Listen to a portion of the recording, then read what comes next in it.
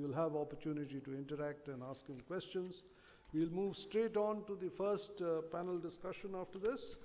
It's a panel discussion taking off from where Mr. Sharma has described some of these examples. This is on design and structure of packaging for modern retail and e-commerce.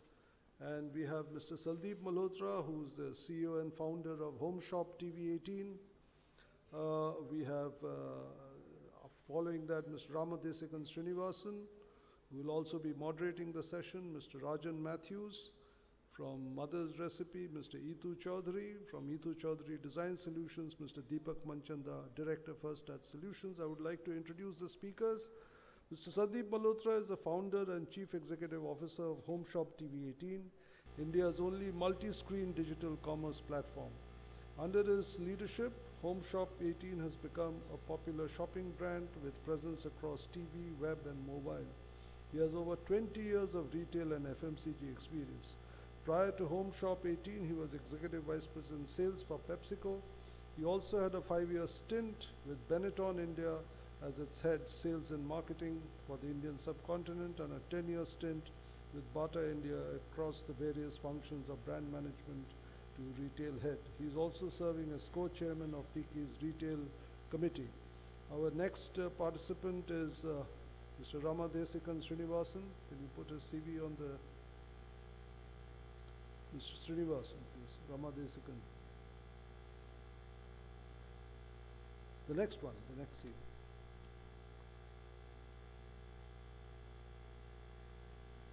Just one. Yeah.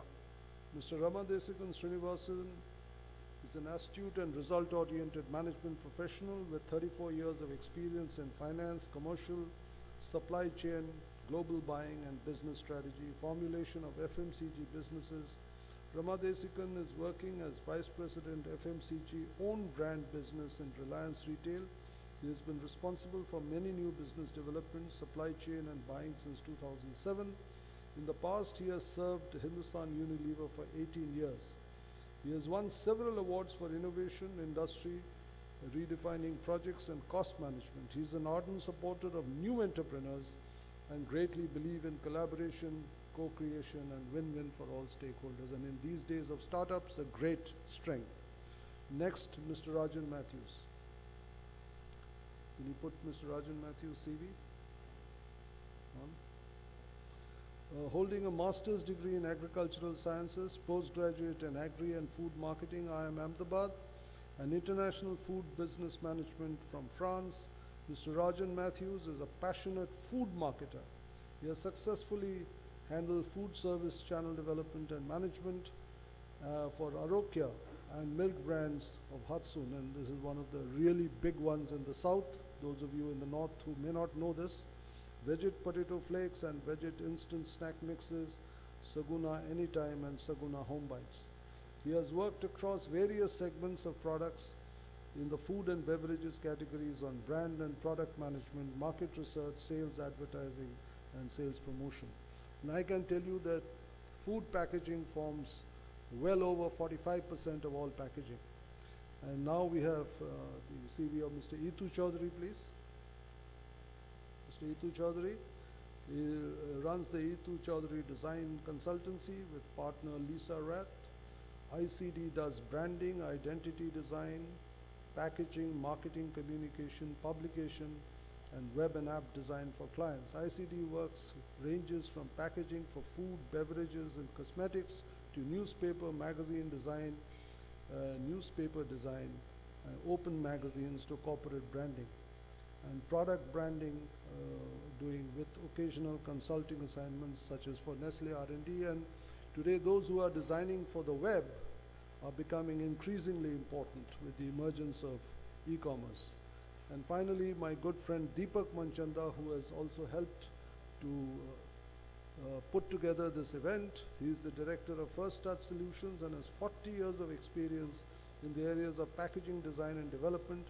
He completed an advanced course in human factors in design from Italy. In the past, he has headed packaging development at Oriflame, Dabur, and Ranbaxy. His experience, he works as a vital link between what the marketing team does and how the production team delivers. He has been closely associated with the Indian Institute of Packaging as a member of the governing body and the Northern Regional Committee. He is a regular contributor of articles to packaging magazines and also active as a speaker at various packaging forums. May I now welcome the panelists, Mr. Sundeep Malhotra, Mr. Ramadesikan Srinivasan, Mr. Rajan Mathews, Mr. Chaudhuri, and Mr. Deepak Manchanda to please come on stage.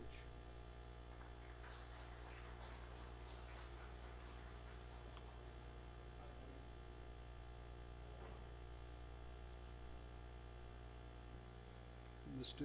Chaudhuri.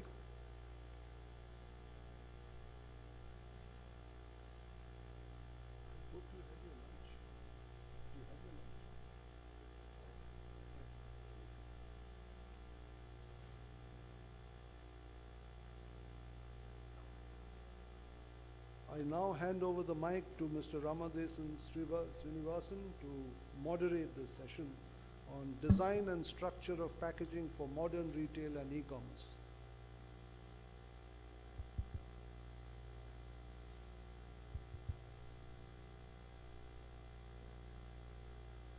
Good afternoon, everybody. And Deep gave a very excellent introduction to all of us. And prior to that, for nearly half an hour, Sharma took us through everything about business, its relevance, its marketing, and how packaging is central to the business of FMCG. And with the kind of background that all of us have, which most of our background is in FMCG, I can say quite well that packaging makes the difference, whether you are a brand or you remain simply a label. And as you know, in this world, label has very little meaning, while brand has all the values that you can get to the consumers, to the shareholders and stakeholders.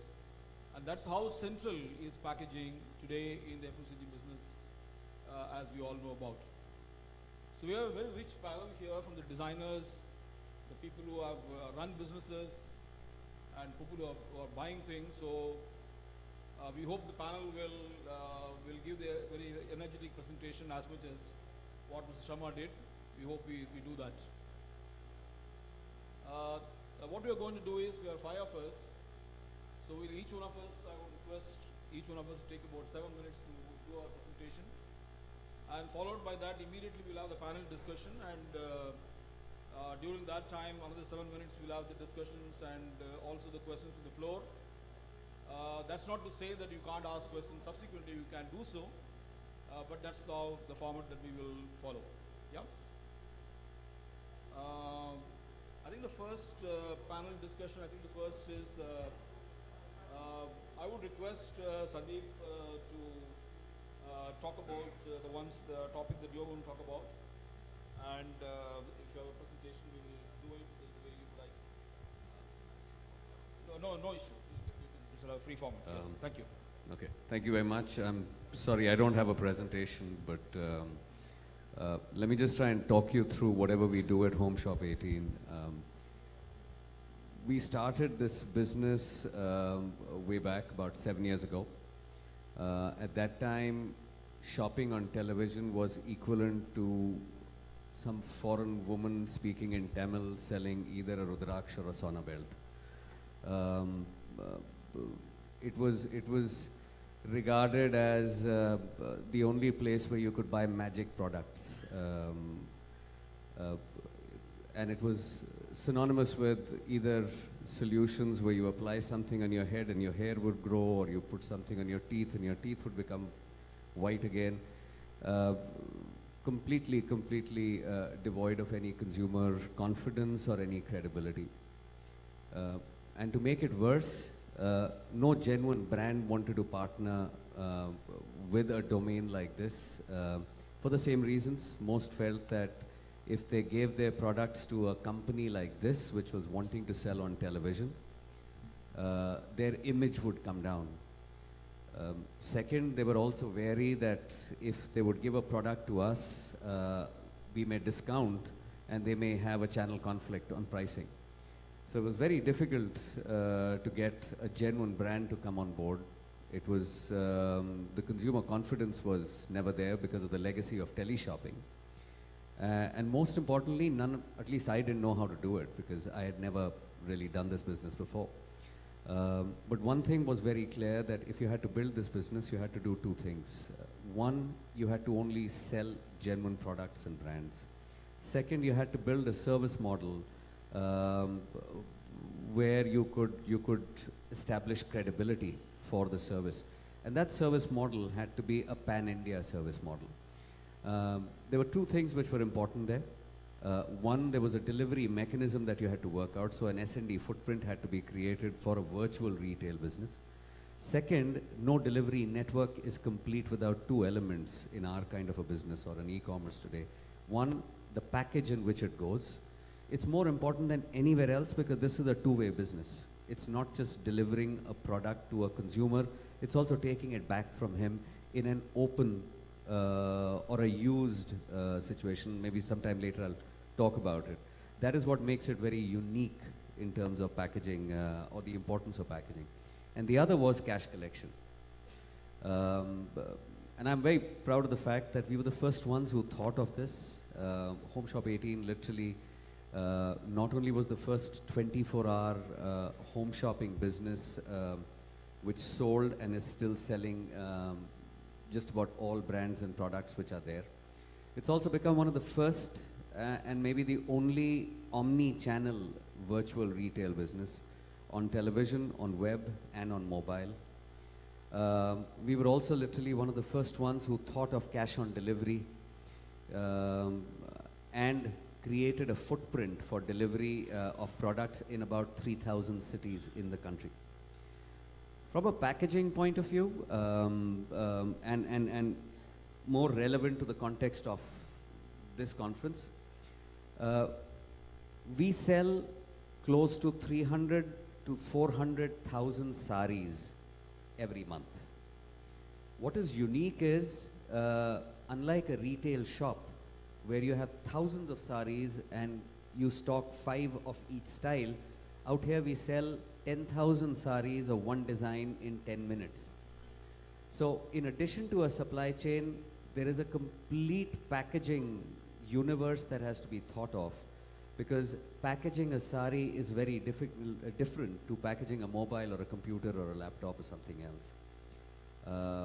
We sell about close to 750,000 mobile handsets a month. We sell equal number of shoes every month. We also sell as much as 2 tons of rice in an hour. Why am I telling you all this? Because the point I'm trying to get across out here is that through the multi-channel business that we have created, we are today selling just about every kind of a product category. Why did I mention sari? Because I thought sari is one of the most evolved shopping decisions for a woman. I mean, in all our houses, if we've seen our wives or anyone in the house buying a sari, she normally knows the color that she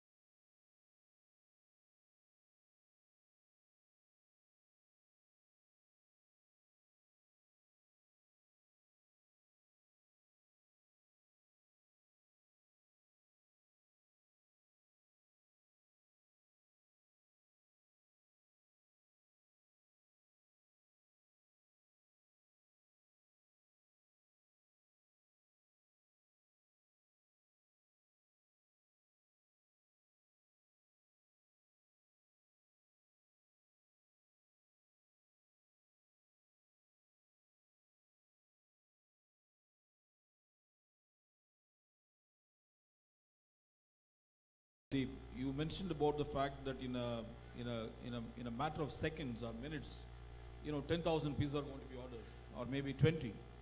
And maybe in something else, it may not be as much as you thought that it could sell. It would be very interesting to know how your managers handle this huge velocity in demand and therefore supply of packaging materials and their interaction with the converters. How did they handle that? You actually pray to God every day that you get it right. It's an impossible task when you're selling. When you're selling on the web about 5 to 10 million SKUs, and it's a new industry. It's not as though it's a 10, 15-year-old industry where you have data and you have enough analytics to be able to do forecasting correctly. Right now, we are trying to build a science. We are trying to get as much data analytics into the whole business, but it's still very early. It's still very early.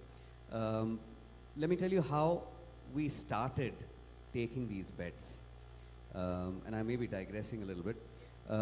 When you want, and I keep coming back to saris as an example because sari is, in my mind, in India, one of the toughest categories to sell without touch and feel. Everything else can be sold. In a sari, if you want to pick one design, how do you pick one design out of millions of designs, right? And then you rely on a 30-year-old designer, sourcing agent, and hope that his eyes are picking the right color, right design, right fabric. And second, when you do that, you go to a manufacturer and ask a manufacturer to make 10,000 of the same design, same color, which he in his life never done. Is extremely risky. So what we did, the simplest solution we had, we took small bets in hundreds of designs, put them on the web. On the web, you get to know instantly what is moving, what is not. Whatever starts picking up, you remove the inventory there, take a risk, go on television. And in the last 7 years, I think we've got enough data on each of these categories to be able to take what I would call at least 50% correct bets on product. Impossible to take a forecast. You've seen how mobiles get sold. They get launched on a website and they get sold. 80,000 mobiles got sold in 14 minutes. Now, I don't think any one of us sitting in this room can take that kind of a call. But over a period in time, I think we are building models through technology where we'll be able to forecast what the consumer will buy even 3 months down the road rather than what he's going to buy out of your collection today. Thank you. Itu, if I can ask you, design plays a big part in, when you're selling a product on e-commerce site, particularly. Because the first impression is a really lasting impression and how it influences the buyer's decision making. In the context of e-commerce, would you like to make some comments from the design point of view? I come from the world of brand-led communication. It's a very soft world compared to the hard and huge numbers that we just heard from the first panelist. So I think what e-commerce does is it basically strips away all the softer values of a brand and reduces it to what I call facts, facts, and facts. It contributes in the fastest way to the objectification of marketing. It makes it very, very heavily objective.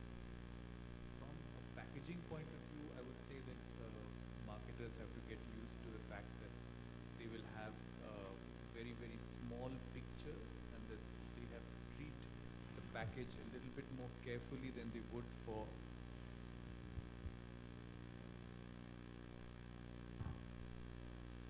new mic. They have to treat the package a little bit more carefully. I've covered some of that in a presentation. So I think it's really about that, and it's really the fact that certain kinds of reassurance that modern trade, or for that matter, general trade provides, which is that, there are 4 moments of truth in what we recognize in buying a pack. One is you look at something on a shelf. The second is it's in your hand. That by this time the first impression, the subconscious impression, has been formed. After this, there is a process of scanning where the conscious mind tries to provide justifications for the subconscious decision that has already been taken. And a lot of this comes from looking at the back of the pack for confidence and reassurance. And this is also not available to you in an e-commerce situation.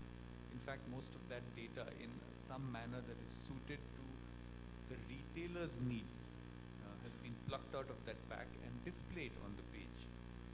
Unfortunately, this makes it difficult to stand out because it's in the interests of the retailer to standardize all the data that's available to the same format, because that's essentially what e-commerce is. It's a bunch of databases.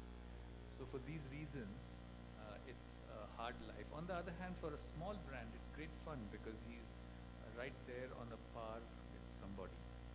The biggest thing about e-commerce is it's not an emotive sale, it's a cognitive sale. It's based on comparison.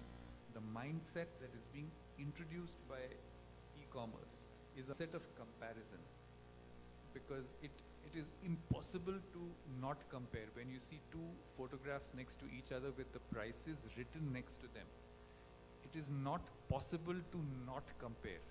Just like it is an automatic reaction. If I'd ask you to please imagine 2 multiplied by 20, but do not compute the answer, you're not going to be able to do that.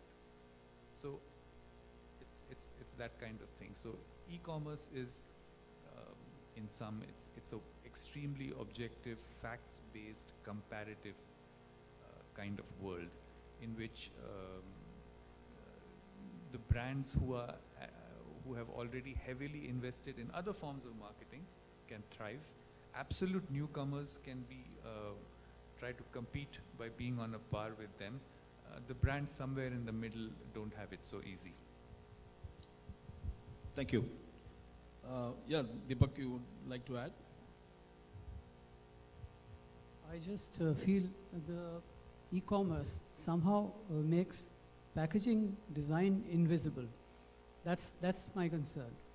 And perhaps that's something that will need to be addressed by designers. And e-commerce really focuses on the product. It really makes the packaging irrelevant till it comes to logistics. So protection and transport, but not really the softer side of packaging which you mentioned. Maybe you'd like to say something about that. Or there are multiple packages which are needed. In fact, both with what Idhu said and Deepak mentioned, most of them were interacting with the e-commerce from FMCG companies are steeped in general trade, and to a certain extent the last 10 years, their interaction with modern trade. So therefore, when you give your data about your product to a selling site, you just want to copy what is there in the back of the panel and put it. And the chances are very bright, every single brand, whatever they're writing, it will be in the same font and in the same text set. And there is certain amount of monotony that sets in. And maybe there is some cue in from what Idhu is saying about how the brands which they want to list in modern retail, in the e-commerce sites, may do some amount of innovation and research about how they disclose information about their product differently than probably what they were historically used to doing it with respect to general trade. And the other big point with Deepak mentioned about the fact that the full dimensions of, if you have a look and feel and you are able to touch it, you are able to appreciate the rich color, the texture, the kind of packaging that you have put, how in online space, how the imagery will be created is again a technology challenge. And I think there are entrepreneurs who have come up in our country on image processing where distinctly the way you feel when you touch a product in a modern retail or a general trade you could nearly get that experience in an online. Not exactly the same, but somewhat significantly better. I think there are emerging technologies that are happening in the country as we speak now. Any questions from the floor? We'd be more than happy to. Yeah, there's a gentleman there. Can you identify your name and your question and to whom? Somebody give him a mic, please.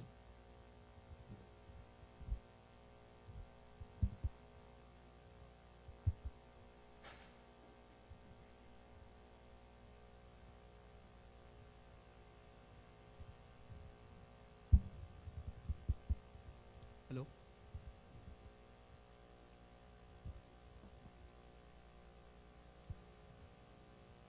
Hi, my name is Prateek. I'm from a startup called Carrier.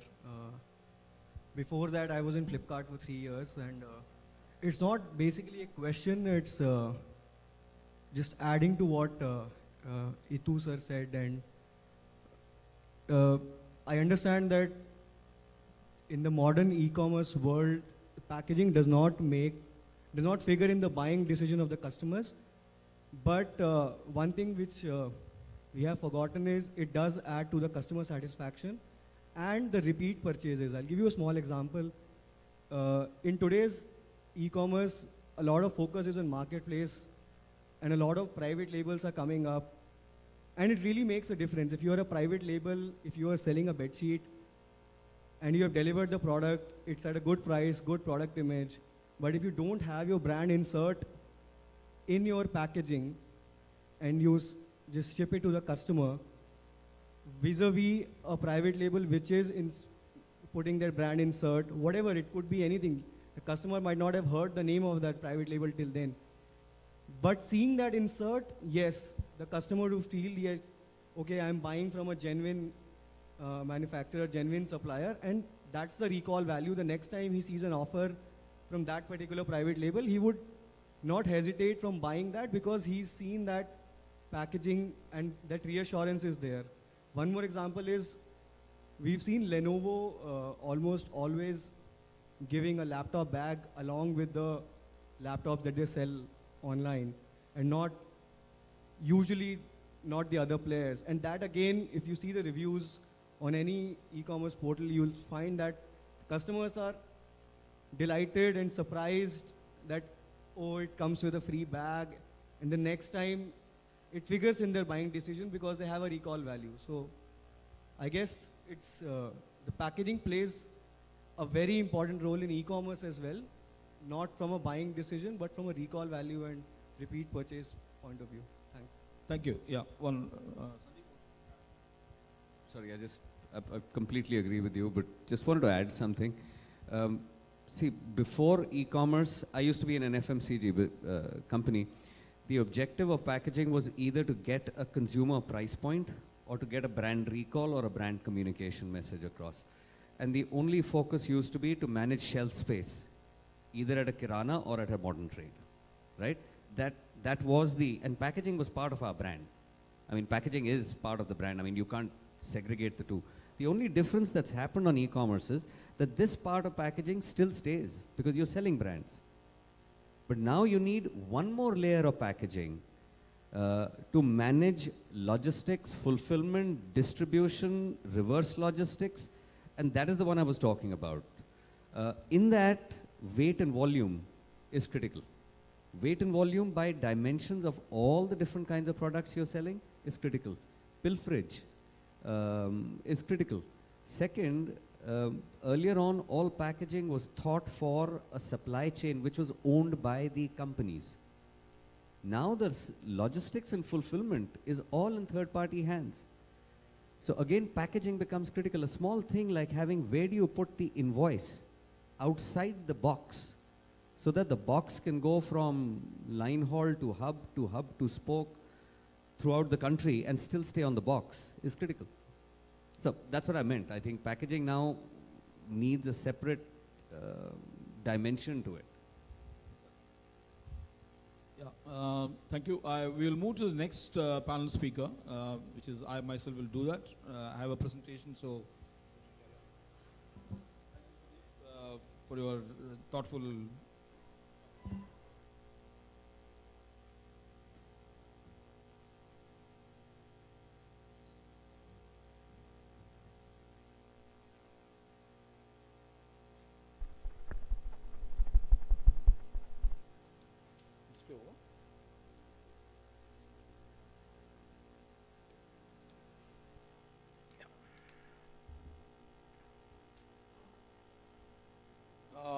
a few slides to share with you.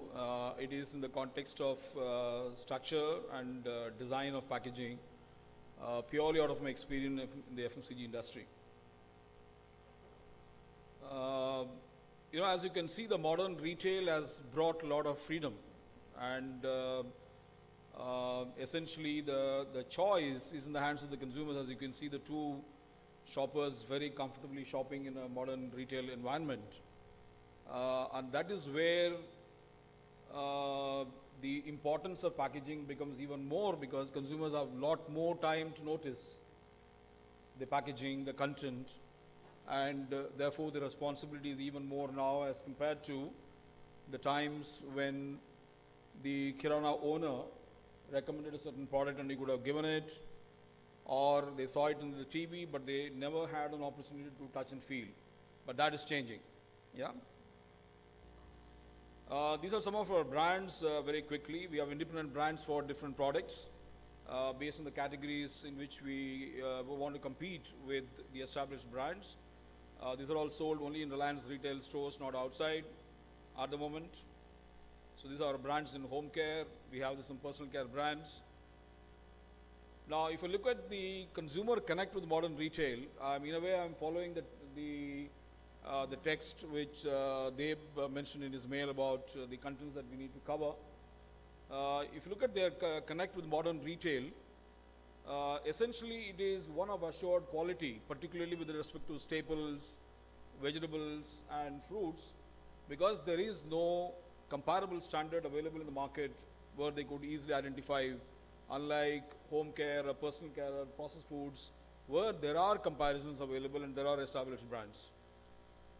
The second thing is obviously the consumer connect with the modern retail is even more deeper, given the fact there is a comfortable AC environment and there is really no drudgery in shopping.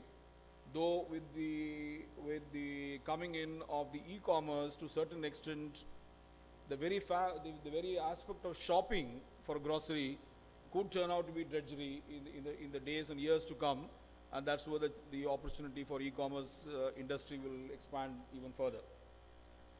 It's obviously stacked very well with a lot of illumination for you to see it and see what you are buying. You need to get to touch. It's very basic.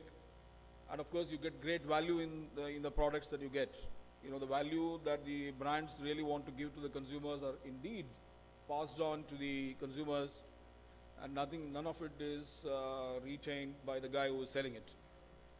And the promotions are visible at point of sale, because you instantly see a shelf tag which says what is the promote they're giving. Yeah. So in a way, it's a real bonanza for consumers. The role of packaging, as I mentioned to you, brands have the theater to woo the consumers.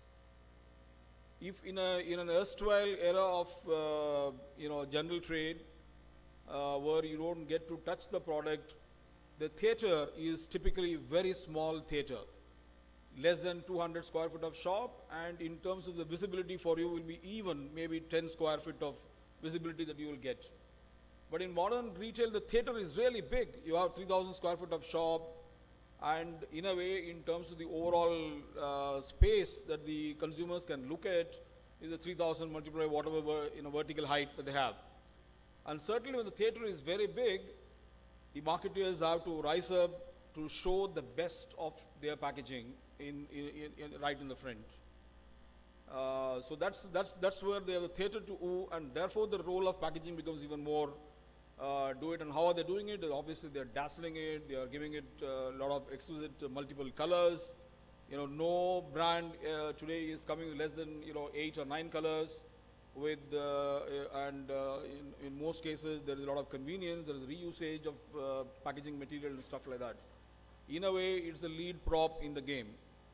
And I can tell you from my own personal experience in Reliance retail, we don't necessarily, we're not at marketing, mass marketing, and therefore we don't have a TV ads for most of our products. In fact, none of our products are on the TV as we speak.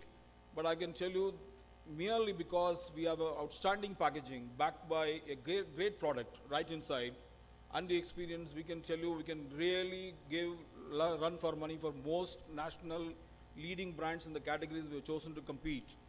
And I can tell you a lot of it, credit in terms of the first impression, really goes to the way we have created the packaging. Because that gives the instant connect and the trust that the consumers are looking for. Because as such, you are not known. How do you connect with them? The first impression has to be really very good, and that's where the packaging plays a very big role, particularly for brands which are not advertised, but like us, and even for the traditional competitors in the industry. So in a way, it's a lead actor in the FMCG game. And I think I would endorse what CK mentioned in his presentation about his technical manager when he said it is the silent salesman. And I must say more often now they are becoming very vocal equally, right? There are about in my view, there are about 6 consumer needs and changing consumer needs and aspirations. I think consumers are always on the move and they have no time to waste, in dispensing. They just want everything to be easily dispensable. They are eating the bread in the morning, they probably have 10 minutes. They have to toast it and have it. They don't have time to open a pack and then pour it and stuff like that. They just want it quickly done and finished and gone, right? So a lot of, you will find in the advent of the modern retail, a lot of squeezy packs are coming, right? Where you just squeeze and then it is out. And it is not, you're not dirtying your hand or finger. In some cases, you can just leave it as it is because there are packaging innovations available which doesn't allow the product to come out once you have squeezed it. Easy pouring is another big trend that we are seeing, right? Which not only gives you easy pouring, it also gives you airtight freshness, right? Consumers distinctly prefer such packs as compared to something which don't have it. Even for example, products like namkeens, you will find many brands have switched to giving a zipper pack, which is again, in a way, you can conveniently close it and keep it. Another innovation that we are seeing in modern retail, again, particularly, is the oil spray, right? Nobody wants to open the bottle and pour it. This is one of, a few sprays. It controls how much you want to give it, and precisely the housewife know what she wants to give it without too much of a hassle. She's able to do it. And I think the underlying principle based on which this is coming is the fact that I'm smart, and I want to keep smart things. And those brands who can learn it will eventually succeed based on that. The second need is, essentially the second change that is happening is, consumers really want to reuse the packaging to the extent that they can do so, right? It is in a way they are trying to find additional value for the money that they are spending. Equally, I think that subconsciously in their mind somewhere it must be playing about environment. Therefore, can I reuse it? And you find the packs which are, you get great offers, but you also have airtight packaging, reusable airtight packaging, and some products like the one like the guy who was selling the soup, is actually highlighting, please reuse me. There's an added invitation to the consumers to say, please reuse me, right? So this is the second major change that we see in modern retail particularly. The third aspiration of the consumers is really about, I am elegance, learn to indulge me, right? If you are going to give me any shabby stuff, keep it with yourself. You don't want it. I need to be entertained. I need elegance, right? And therefore, when I have an elegance, even if it is a product which is not necessarily known, a brand which is not necessarily known, people are willing to give a try. And these are the elegance is extremely important, right? And therefore, if anyone thought that they are going to shortchange, right? If anyone thought that they are going to shortchange the packaging to somehow or other reduce the level of elegance, I think in the consumer's mind, they are really going to tick off saying, look, I don't want to necessarily buy this product, right? And so elegance is emerging as a very important theme. The other thing is, do not take liberty with safety of my product, right? If you are giving me a packaging which is going to result in the promise of shelf life not being met, because you thought that you will create you will improve the visibility for your product, then consumers are going to really say, look, I don't want it. And those who are selling muesli too well know how the most packaging, which was earlier used to be very visible packs, where muesli used to be really visible for the consumers. Now you will find most of them are not visible, and the reason is obviously if you are using PET with respect to muesli, you compromise the quality of the product, and the shelf life drastically reduces. It reduces from about 9 months to less than 3 months. It's that the kind of transmission of oxygen and water that is happening with respect to product. And you find now bakeries, all products are coming in completely opaque packaging, right? You give special layer at a higher cost to prevent rancidity. Many brands claim about certain shelf life, and as you go very, very near to the shelf life, you find the product is not necessarily edible, because somewhere somebody has made a compromise in the structure of the material that they were using. While those structures, those rancidity can be prevented if only you designed it well. And good brands do that, and even though it is expensive, they ought to do it, because that's a promise they have made in terms of the shelf life that they have assured that they will give. The other thing is, modern retail is about large packs, right? You are giving them a lot of value, and you want them to take away more of your goods, so that possibly the next 2 months they are not going to buy anything else. They are blocking the competition from the home, and therefore you end up selling a larger pack, right? But at the same time, equally, I think what the consumers are saying, I'm not going to hurt my hand lifting your pack. So you better give me a pack which is convenient for me to handle it. And you often find most of them are packs with the handle available, like the Mops brand, which is on the floor cleaner, the Tide, and the fruit juices. Yeah. So ergonomics and ease of handling is becoming very, very important for the consumers.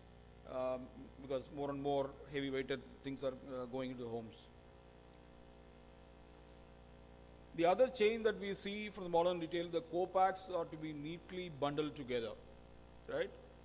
You're not going to tell me in modern retail, particularly in the modern retail context, there are so many SKUs that the shop assistant has to receive on a daily basis, put it on the shelf, he has to dust it. So many things are happening, and often you find that brands which have not bundled the product together right at the point of placement usually will miss out on the promo being communicated properly to the consumers, because there is only so much a shop assistant can do given the time that he has. And therefore, if you are bundling the product, if you are giving more than one product the same price, or co-brand, you're giving more products, I think it is better to be bundled together. And that bundling has to withstand the travel, the packaging, the manufacturing site, the supply chain, and finally, from the shelf to the home, it has to withstand. And therefore, you find more co-packs are neatly bundled together. So it's again coming from the fact I like the convenience, and I'm assured of the free pack. That is the underlying statement the consumer is making, and that's what the brands are picking as a cue and then designing the packaging accordingly. These to me are some of these major needs and aspirations which are changing as compared to the times when we were not having modern retail in this country. Now obviously managing multiplicity of SKUs is a big challenge, and a few tiebreakers that are available in the hands of the modern retail is how a particular SKU is relevant to the consumers. At the end of the day, you have to look at the relevance of that SKU for the consumers. That's most important. Because many brands, as you can see in a modern retail, you get virtually free visibility you get.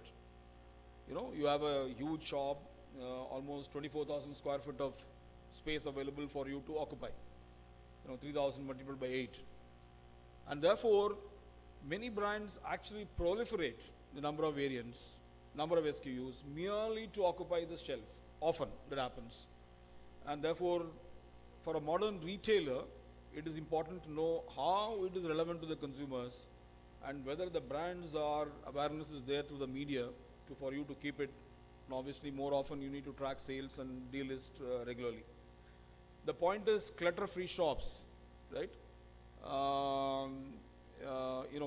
as a brand or a manufacturing company, I would like to clutter the modern retail store because more visibility I will get it. But exactly the opposite is what the modern retail want to have, which is clutter-free shops. You need to really give the consumers a space to walk, to stand there without being jostled or shunted out from place to place. And certainly you can only keep so much of the goods. And therefore clutter-free shops is extremely important from modern retail point of view. And therefore this constant battle between brands and modern retail will continue till the balance gets set. And obviously it is also saving on the real estate. Now this is my last slide. How the packaging industry is going to meet the challenge. I think innovation in design is very critical, right? And that's where the people who are in the design, those who are associated with the packaging equipment industry, the people who are printing and generating the packaging material for us, the brands, play a big part in terms of the printing, in terms of the decoration, right? In terms of shaping and what visibility that you could give to the product where it is relevant and possible. Innovation in design is going to be very, very critical, I must say, because that, I think as the legislations are becoming more and more tougher, it will be very difficult for anyone with a substandard product to survive in this country. If you look at Europe, for example, particularly in Germany, for example, the market share for many brands are very small as compared to the private label or the chain-owned brands, right? And you must be aware there is this modern retail chain Aldi in Germany. They don't keep anyone else's product. They only keep their own product, right? To that extent, the market has evolved because the consumers in Germany know nobody will take me for granted and put up substandard product. I think those days are coming in our country as well, and therefore you will find a lot of entrepreneurial energy released eventually, and more competition will come, and that is where, when you have to break the competition, like Mr. Sharma mentioned in his opening remarks, design is going to be very critical. How you design the presentation, how you design your packaging is going to make a difference to your brand. And that's where the whole ecosystem of all of us here will play a very big role as well. And obviously technology is going to support innovation and speed. More and more consumers have less and less time. And therefore, what do? When you have less and less time, you mark things which you don't want to do. And I think someday grocery will become a drudgery, right? There is a bigger challenge in reaching grocery to consumers because of the supply chain and logistics and everything. But certainly, some of these things which are very drudgery, consumers would like to avoid. And therefore, leave it to somebody else to deliver to them.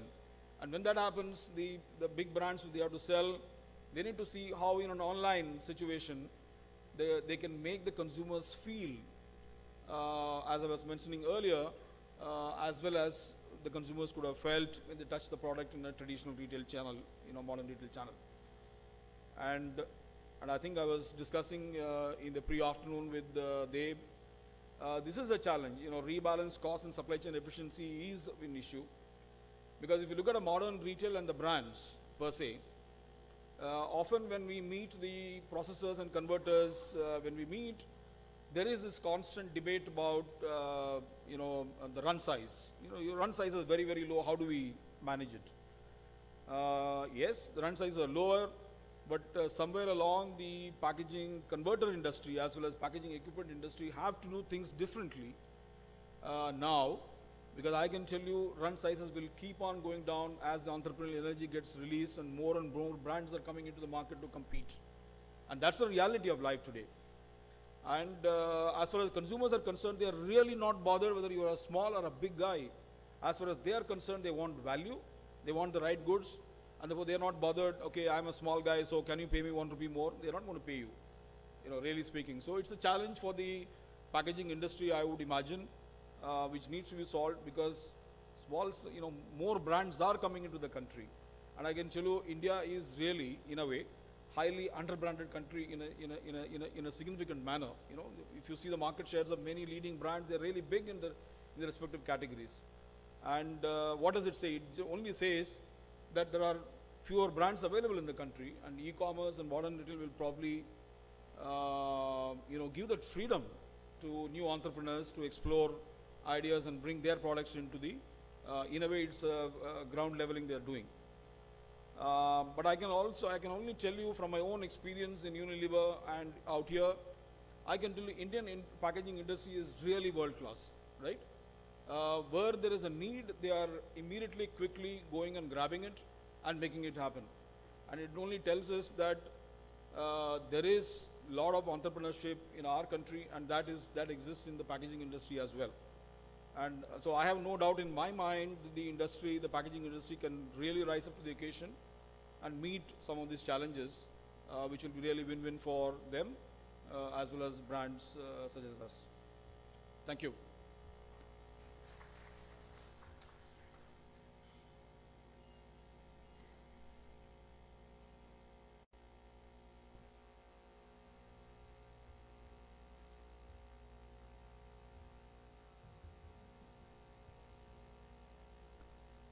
Yeah, we can take some questions. All four of us, five of us will answer. Any questions with respect to this presentation? Yeah.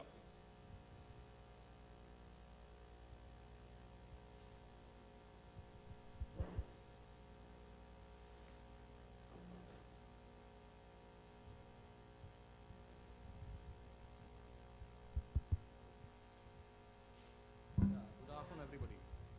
My name is Sanjay Gupta, and I'm proud to be associated with DS Group. We are talking on packaging for modern retail and e-commerce format. But I believe, as Deepak ji had told in the beginning, that there is a vital flip side in modern retail and e-commerce. Sure.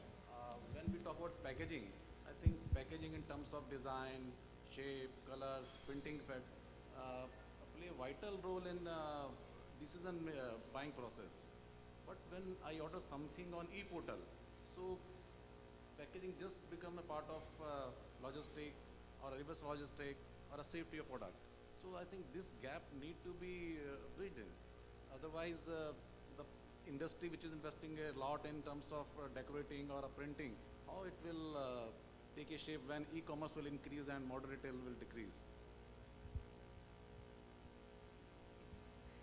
It's a slightly philosophical question, so I don't know what. But even in e-commerce, जब वो बाहर का डब्बा खोलते हैं तो अंदर से तो आपका ही पैकेट निकलता है जी. So that packaging still is valid. So I think both are contrary. Absolutely. See, I was also thinking aloud while I think a lot of inputs came in, from the panelists when you briefed us on how, the business is being done. But what is coming to mind is that how are you going to compete with a retailer who has been making specific packages for me, putting various assortments into a particular case, and he makes sure that the case suits the car where it is going to be placed, and it has got loose products. So the challenge for e-commerce is reverse logistics that you talked about, and to make sure that the packages are done in such a fashion and the multiple order does not allow the returns, which also you talked about. So if there are multiple orders, if there are 10 things that a shopper places an order for, the chances are that the returns are not going to be there. And the other thing is that if there is a need for the industry to look at packages which can actually get into play value for the child or for somebody else in the house, so that it is a welcome thing coming into the house. No, very, very true. What you're saying is absolutely right. I think it's still early days for the entire virtual retail industry. Just want to add one thing, that it's not competing with physical retail from that point of view. There is always going to be a need for physical retail. The same consumer will go to a virtual retailer and a physical retailer for multiple needs. So it's not going to, I think at some point they can even complement each other, but that situation hasn't yet come because both are growing. packaging needs will keep changing. Right now, it's only about convenience from an e-commerce point of view. Because fundamentally, दो ही perspectives हैं जी, there are only two hooks. You sell cheap and you deliver fast. In a country like India, which is one big country, you would know better than anybody else, it's not one country when it comes to delivering products. Delhi से UP अगर आपको कुछ भेजना है तो there are totally different laws. So at the moment it's only about convenience, but at some point the packaging in logistics for each of the e-commerce or virtual retailers will become part of their brand identity as well. That stage hasn't yet come. It's a little early. Right now it's only convenience and value. I could add that there would be always some category of products, particularly luxury products, perfumes comes to mind, where the packaging will be the hero online too. And they would have to demonstrate the packaging online to be able to make a sale. But in some necessity, grocery, daily use products, probably packaging will become invisible. That's probably the situation going to be. I see a Tiffany box outside in the dustbin tells the personality of a neighbor. It tells me what is the style that they use and so on. Now, I also do not agree with you that grocery is not competing with modern trade or retail. You see, the size of the pie is the same. And I have been questioning and been talking to people like you in the retail business as to how is it that you are going to compete with the next door grocer who tells me, when is Bitya coming back? When are you going to order your Maggi atta noodles? She likes this, so when are you going to send this? How are you going to replace this courtesy which is being extended by the next door retailer?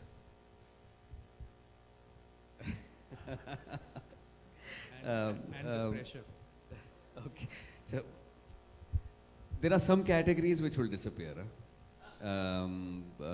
I don't know if any one of you remembers the last time you saw a physical airline ticket, right? It's gone. And there used to be travel agents as well. But the travel agents have gone online now. So they've also modified the way they do business. I don't know if it'll be valid for anyone below 35 years of age, but anyone above 35 years of age would remember a lightning call, right?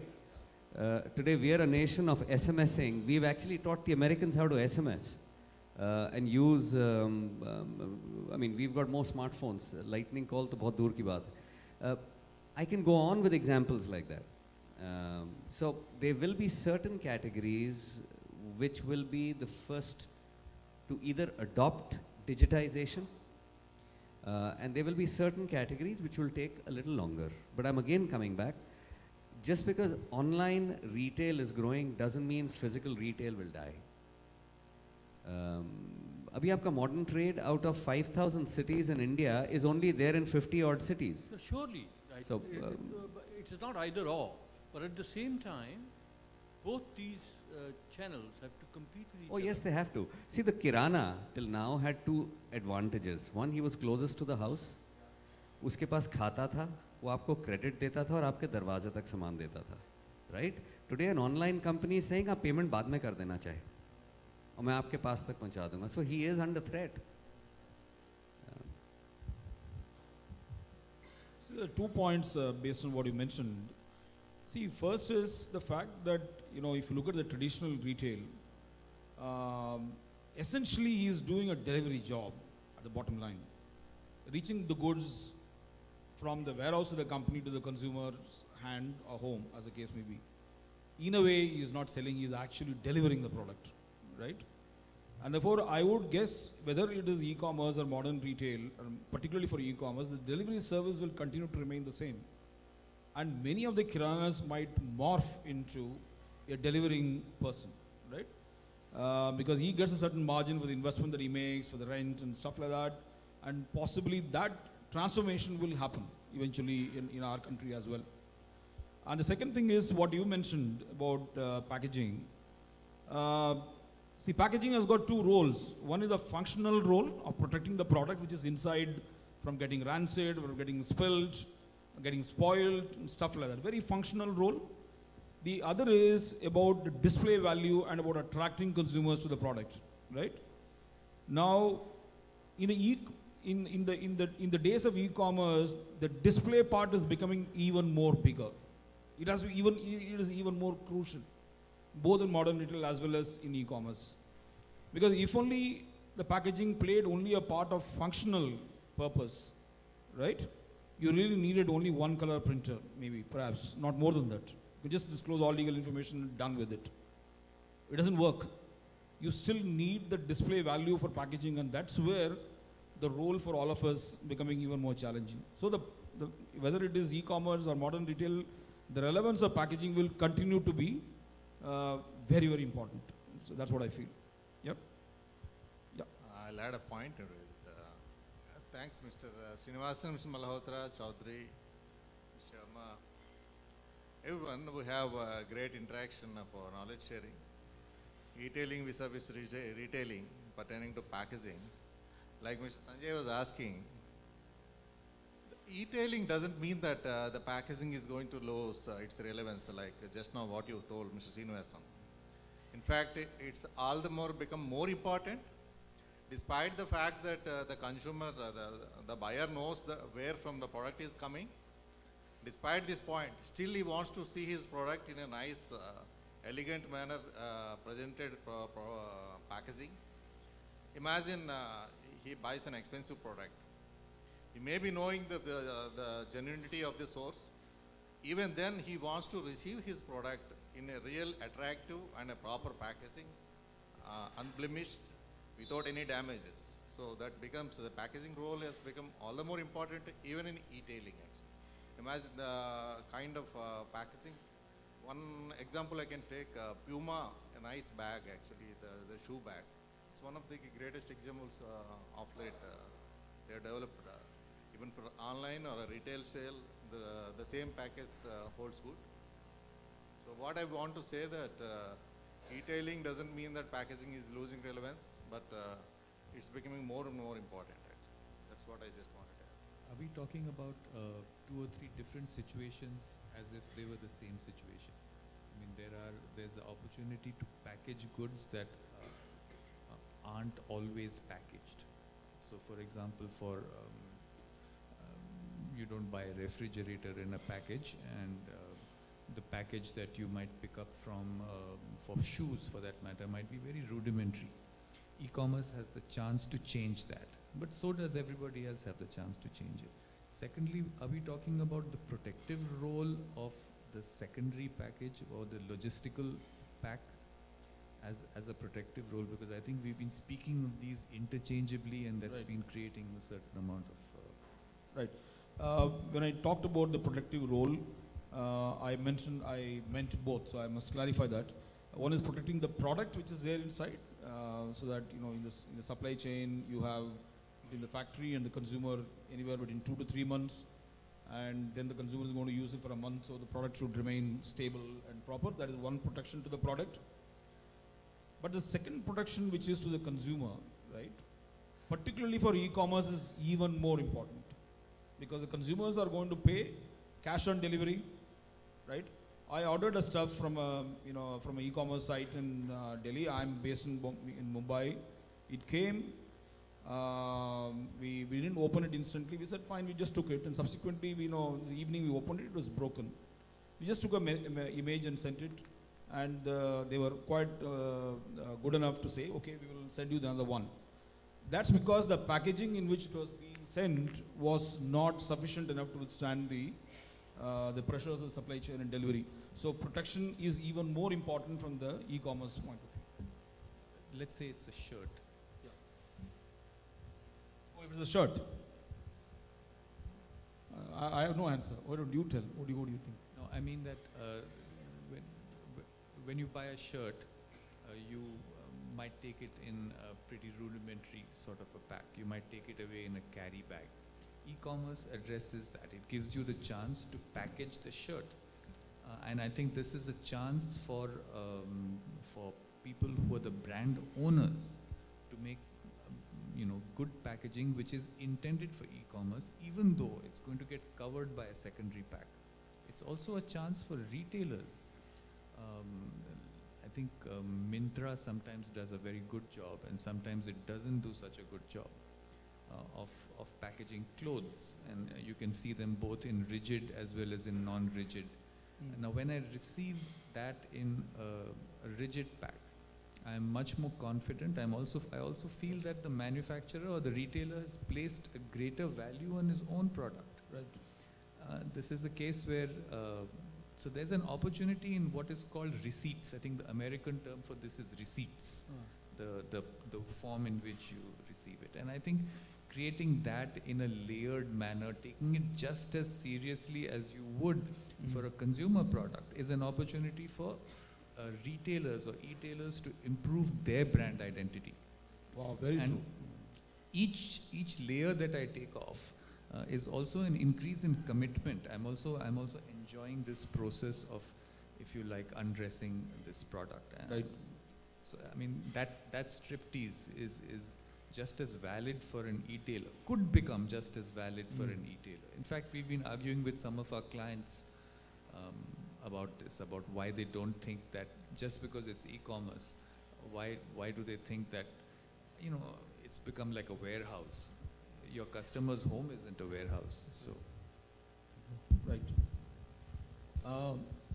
Thank you. Can I request Rajan to share his views? Rajan? Good afternoon, everyone. My presentation will basically focusing on the food and beverage and the grocery category, and how modern retail and e-commerce is going to, how packaging is going to challenge that. Modern retail, if you see, it's in a state of stabilization. Yes, it's growing.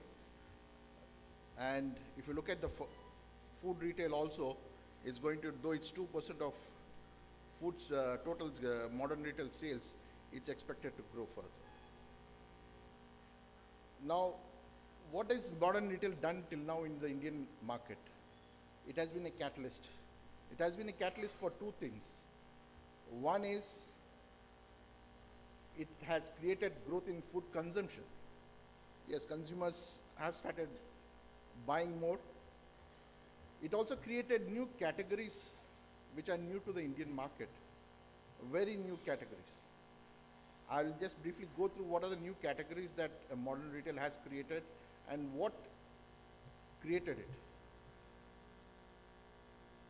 The first thing is the ready-to-cook products, or ready-to-eat or ready-to-cook, which consist of noodles, pasta, snacks, premixes, curry paste, which basically caters to the convenient needs of the consumer. Your ready-to-eat and ready-to-cook meals is more recent entrant to the category, and this has been driven majorly by modern retail. What is driven is the convenience that consumer gets in a modern retail. What has driven this is consumer is able to look at and feel the product, sample the product, understand the product, which no traditional retailer would offer. The other is the breakfast cereals, which has grown tremendously. It created novelty, convenience, product trials, awareness, amongst other factors. This is one of the major categories which has grown with modern retail. Similarly, organic foods, which is very, very new. It's driven basically by awareness, just creating awareness. Modern retail has created awareness and with a premium presentation.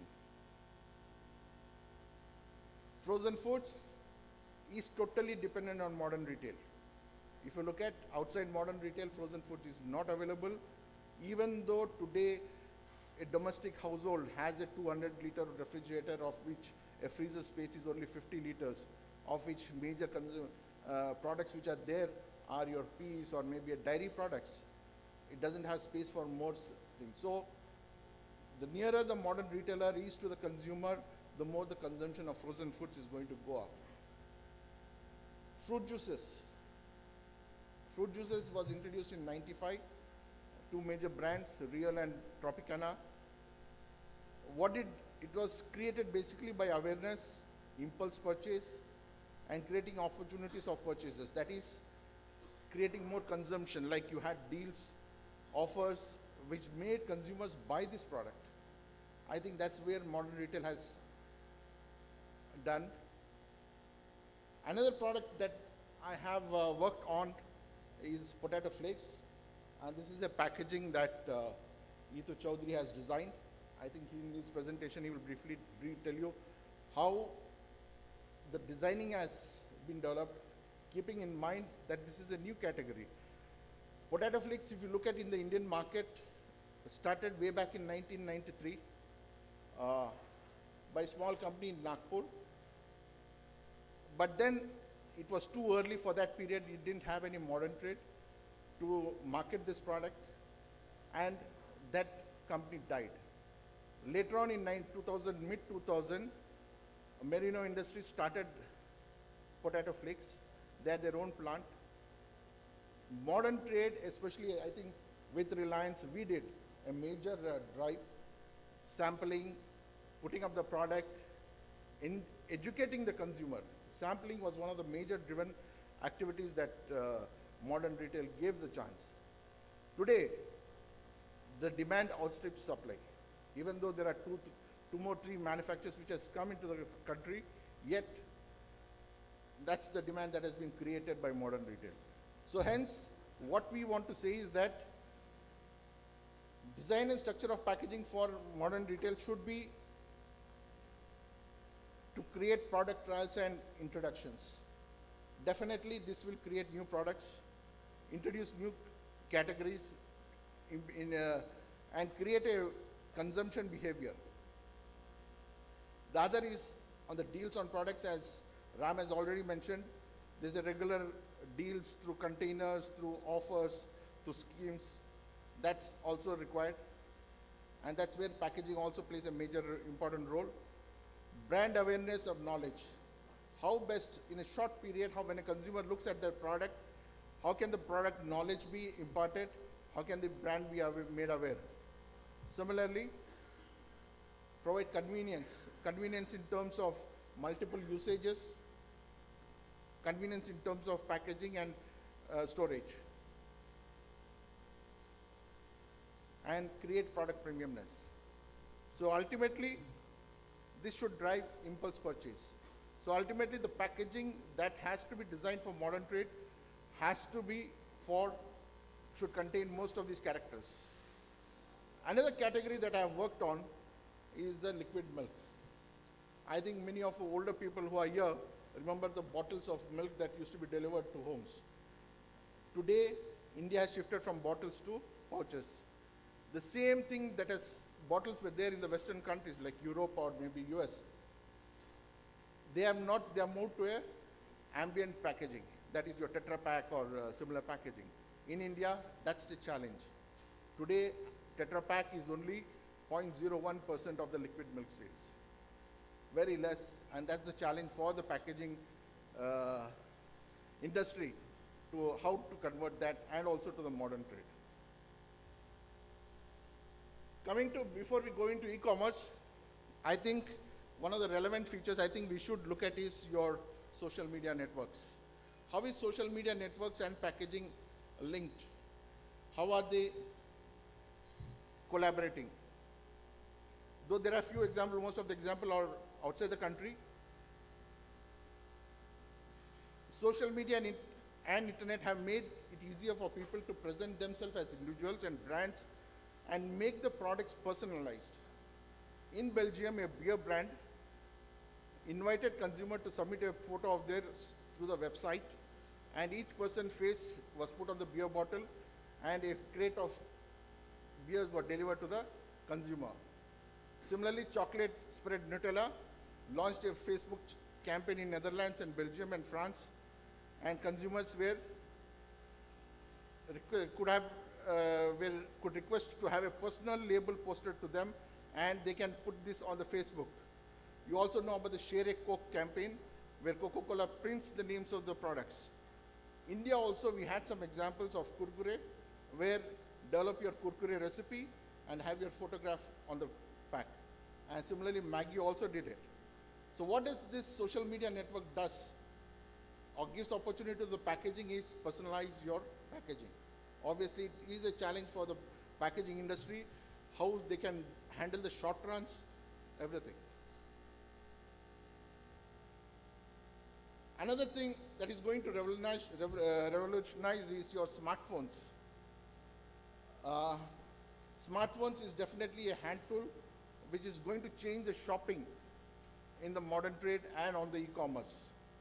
Okay, like consumers can use the smartphone to get more information on from the packing, on the product, on the nutritional aspects, on the history of the company, and there are many things that can be done. And Deloitte has found that consumers who use smartphones for shopping spend 40 to 60% more on the category. So obviously there is a chance that smartphones also is going to change the way the shopping is going to happen.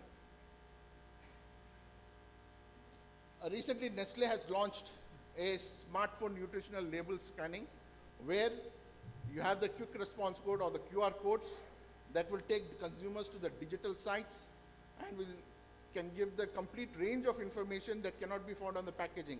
So the packaging is very limited in the chocolate, but a QR code can make it much more helpful.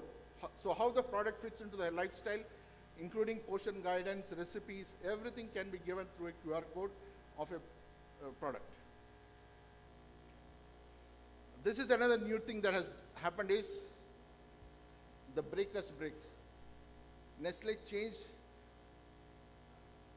for a period the brand name KitKat to YouTube Brick, and they launched it in the UK market. Very personalized. So younger generation who wanted to have a break, who used to use YouTube as a break, they were targeted, and this was on the 80th occasion of 80th year anniversary of KitKat and the 10th anniversary of Google. So that's when they launched this as a small event. So hence, what I'm saying is that social media network is going to personalize the packaging, and how packaging is going to take up the challenge, dwell it. Yes, as a marketer, I would like to do more of consumer engagement like this, but how the packaging industry will deliver is the question. Now coming to e-commerce. These are some of the e-grocers in India. There are already 40 e-grocers, and most of them are spread across the country. And who is buying grocery online? 63% is the men, 37% are the women. Reasons for purchasing groceries online: that is, they avoid traffic, can't find product. Let me tell you, my brand, Mother's Recipe, we deal, one of the major products that we have is the pickles. In India, you know, there are 160 varieties of pickle, and there are 43 varieties that I market. So suppose a South Indian living in Delhi wants a South Indian pickle, he doesn't get it in the modern trade. He has to go to online, and that's where it's delivered. So what are the barriers to purchasing groceries online? The shipping cost, very much. How does packaging reduce the shipping cost? Like, if you look at the traditional cost, we have been discussing a lot of things saying that traditional packaging doesn't suit to the e-commerce. Yes, a traditional packaging like your glass bottles or the huge weight packaging will add on to the delivery cost. So hence consumers find it very, very exorbitant to buy it online. Waiting for delivery, security and privacy, can't use coupons. I think already the coupons have come into the Indian market. I think 27th we had the Coupon Dunia launching the coupons in the Indian market. Confusing, there's no touch and feel, lacks adaptability, products gets damaged. Yes, most of the times, even Amazon feels that today a grocery product, when it is delivered, it gets leaked. Most of the packages get leaked. So hence, the packaging industry has to have a protective packaging. This is how the increasing rate of internet users in India is. Most of them use it from mobiles. And these are the challenges that e-grocery model. But e-commerce is just 3 to 7% of the fast-moving goods. It's very, very small today. How it grows is all depends on the packaging, how packaging drives the sales. Manufacturers have put off by innovation. Yes, obviously, your online sales are very small, so you cannot innovate. So as a manufacturer, I am very cost conscious. I cannot innovate for a small quantity. So goods often arrive leaking or in unwrapped, unattractive bubble wrap. Okay, the first moment of truth for the customer is not what is on the site, but what arrives in the package. So if the package that comes is good, then e-commerce works well. Okay, so hence what are the challenges for FMCG packaging for e-commerce is online space requires ad hoc packaging. There's no standard thing, it requires more ad hoc packaging. Traditional packaging will not be suitable, like glass material or others. Leakage proof is critical. Promotional packs for cost effectiveness and deliveries. It should encourage bulk purchases. A digital shelf life is virtually infinite. It will require more complexity. Okay, so thank you very much.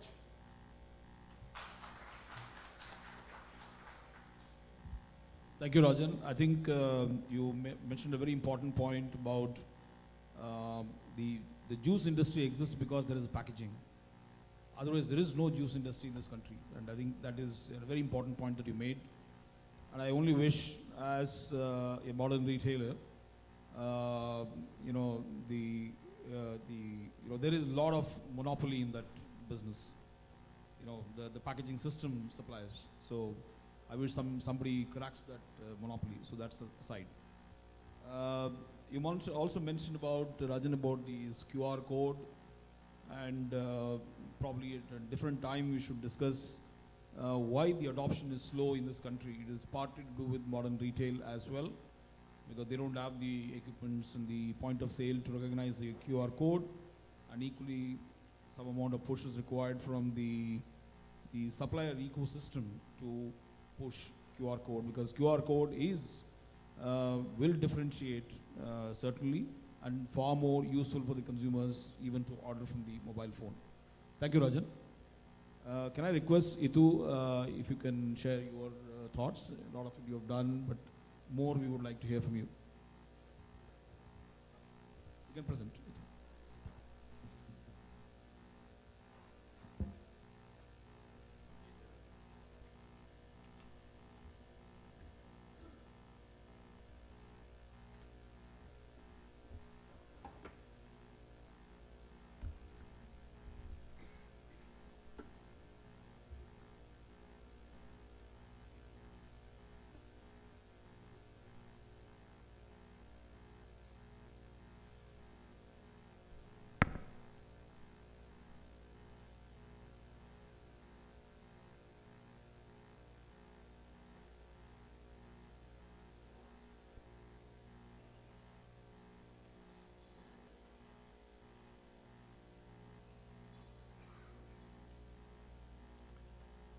Hi, I'm Itu.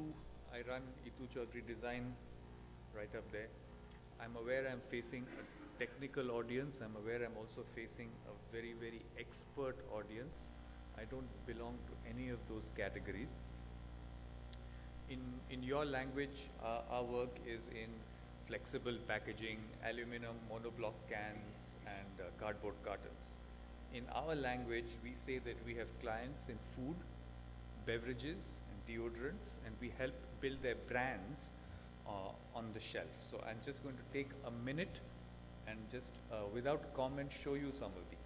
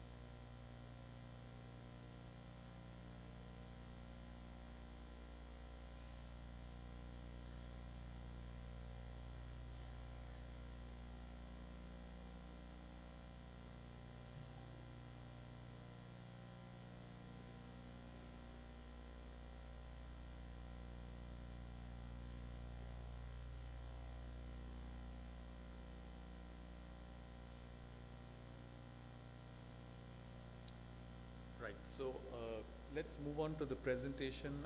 I'm not going to, I'm going to be very, very rapid when I speak, and I'm going to challenge all of you to read the stuff that's on the screen. The good part is none of this is data, none of it is researched. These are based on my impressions, my assertions, my opinions, highly impressionistic, deeply questionable. I encourage you to question it at the end. So here are three very different kinds of packs, and if you see the line in green where I'm saying the experience point of view, that's the point of view. The shopper's experience is the point of view that I'm going to try and talk about. And it's time to really unpack these three very, very different environments and see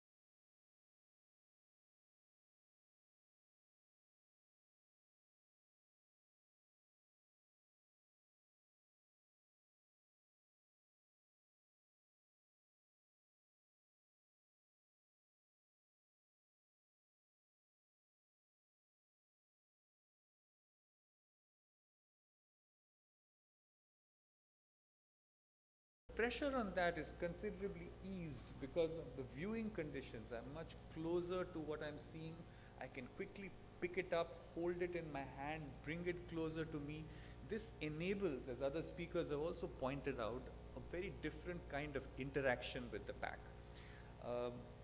Again, in e-commerce, because you're going to deal with small pictures, postage stamp kind of catalog selling. So e-commerce is really what the print industry used to call catalog selling.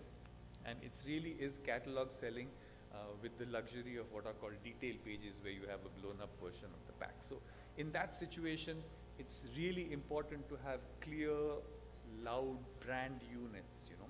Another of the fundamentals is to show the packaging, show the product. How much product should I show? Haldiram's notably made a huge success out of showing a huge amount of product, you know, maybe half the pack covered with product. And I think it's a very important theme in packaging. It is pretty important, and it does depend a lot on the category that we are talking about. So I'm making a slightly sweeping statement here. It's maybe a little less important in modern retail, where the way in which the merchandising has been done, you're going to be bought in a group, and so you already have other brands doing the job for you of telling you what's in your pack. So you have less of a job to do there. In e-commerce, you've already chosen a category, and about the same thing applies, and perhaps we don't need to do that kind of a huge product display. One of the things that we find is that the way in which we take decisions changes. In general trade, it's more of a, you know, either I'm going to buy this or I'm not going to buy it. It's being given to me by the shopkeeper. I said, nahi, ye wala nahi lena, dusra wala. So it's a very binary decision. In modern retail, it's a considered decision. I can hold, I can compare, I've seen people with 2 packs in their hands, looking at it both ways, trying to get their specs up and trying to read the packs. This mindset comes to an extreme conclusion on e-commerce, where it is really about helpless comparison. It's about things like price and facts. It just completely becomes an objective kind of game. And the level of objectivization, no matter who you are or what kind of person you are, that is kind of forced on you in e-commerce. The back of the pack is a terribly important thing to reassure customers. People feel extremely confident when they look at the back of the pack. While the front of the pack has given you that first impression that I've got to have this, or I'm predisposed towards buying this, the conscious mind starts looking for confirmation. It starts looking for clues which can confirm, preferably, or disconfirm, sadly, the impression that I first formed. So that's a very important back of pack moment. We call it one of the moments of truth. In fact, it's the 3rd moment of truth within shop, and the 4th is after shopping. That's at home.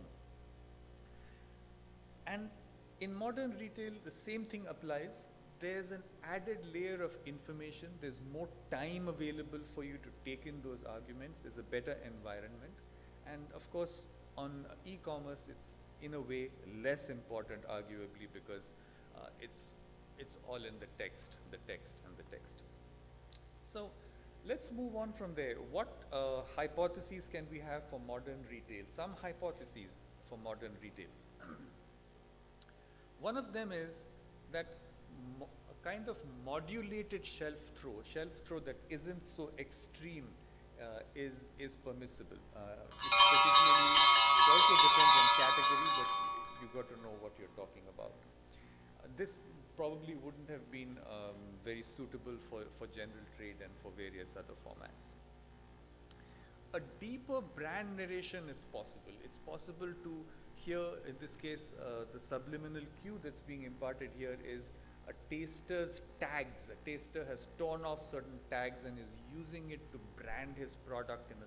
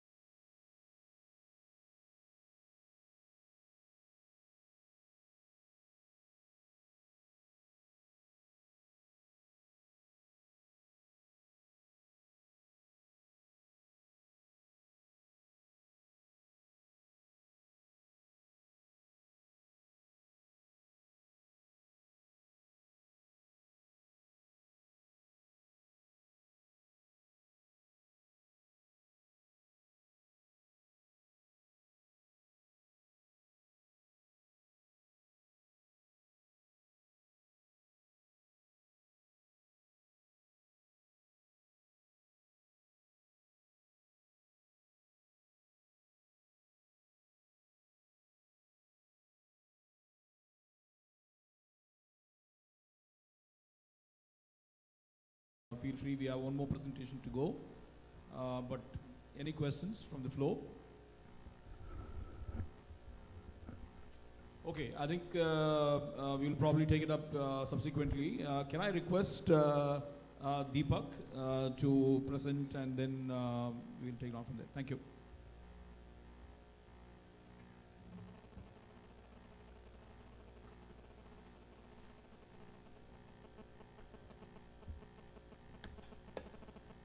Good afternoon.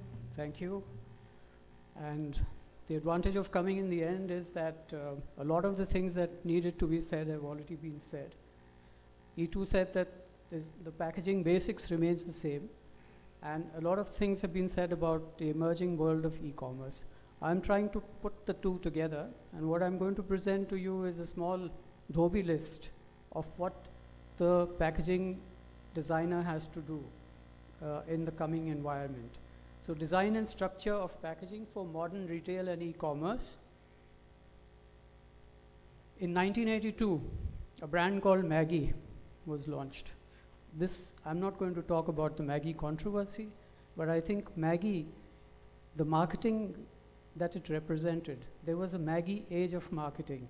This represented a coming of age modern pack in India. It represented a new product.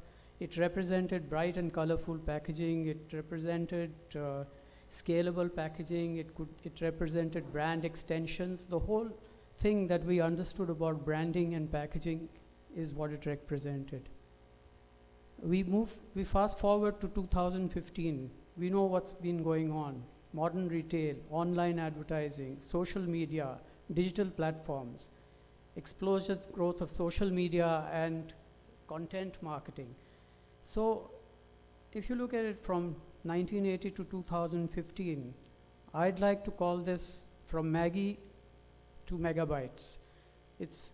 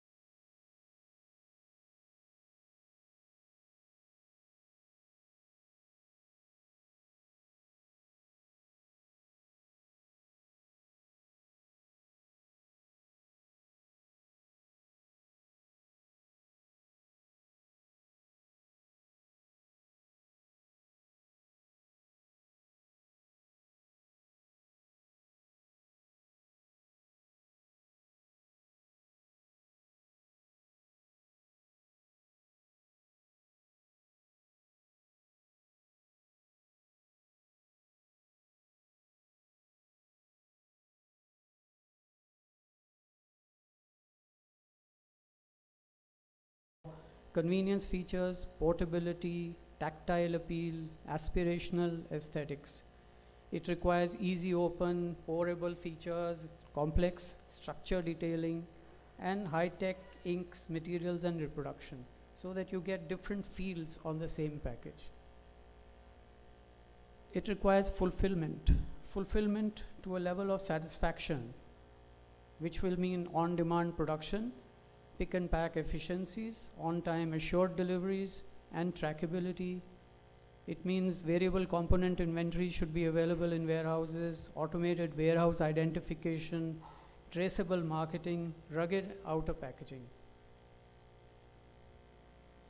It requires optimization in terms of cost competitiveness, market sensitivity, customer response, which means value addition, cost cutting, down gauging, total cost efficiencies. And in these years, there's been a rapid increase of what we can call consumerism. The consumer is looking for safety, hygiene, protection. There's consumer activism. There are interest groups. There are requirements for statutory compliance. This is exactly where the Maggi case falls. Clear design and marketing is required. Validated information declarations are required. Legal assurances is required. Tested data is required. And equally important in the modern marketing scenario is pedigree. Pedigree for counterfeit protection, brand security, tamper-proofing, chain of custody assurance, trackability, smart labeling, storage assurance. So a lot of solutions have been developed in this case for QR codes, RFID, tamper-proof devices. The eighth is responsibility. Responsibility in terms towards the environment. That there is environment protection, there's sustainability, there's waste management, collection, disposal, recycling, reduced packaging, biodegradability, oxo-biodegradability, recycling, direct or indirect, and composting. So we just saw that picture of the SIM card where there is so much over packaging. Reduction in packaging is also part of the responsibility of the packaging producer. So there are 8 megabyte marketing trends. But by the way, there is a ninth one too, which has never changed, and that is innovation. Innovation is certainly a part of the packaging designer's brief and will always be there. One thing that is noticeably different is that the responsibility of the packaging designer has remained on print media, whereas the rest of the communication world has shifted to the audiovisual or e-media. Advertising has gone digital, it's got electronics. There's so much more that's possible to target and personalize in electronic media, but print media still has its hardware issues. So we've really come to modern packaging is not so much about packaging design as it is modern packaging management and expertise, which is really an issue in collaboration than in so much in design. Thank you.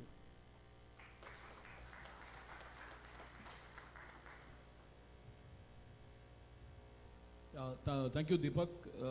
I think you just covered the different roles packaging managers can play in the industry. I'm sure there are a lot of questions, so maybe we will take it up during the tea break. I have a few for Deepak, and probably each one of us have got certain questions to the packaging industry per se about the opportunities which lie in front of all of us and what they could capture. So thank you, panel, for that.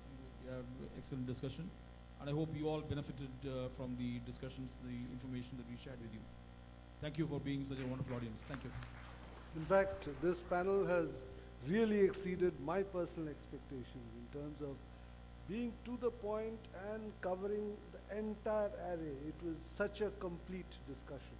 Thank you very much, all.